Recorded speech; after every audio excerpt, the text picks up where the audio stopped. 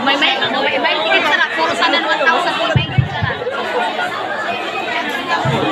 to our beloved mayor, Honorable Romeo Villaseran, and to his ever supportive wife, Ma'am Julie Villaseran, to the SB members of Madridihes, barangay officials of Barangay Malat, and other officials coming from different barangays, stakeholders, principals and school heads, teachers, friends.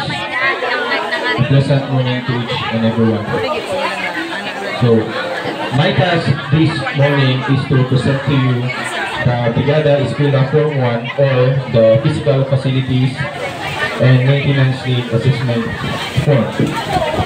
So, upon conducting an inspection to our physical facilities here in Mahalat Elementary School, we have gathered data and facilities that need maintenance and repair. Now, busy sila sa pangatag.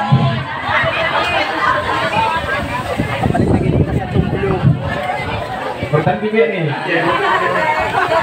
Okay, so these are the facilities that we gathered that need of maintenance and repair. So, first is the roof. Especially as a kindergarten classroom. Magtubod siya.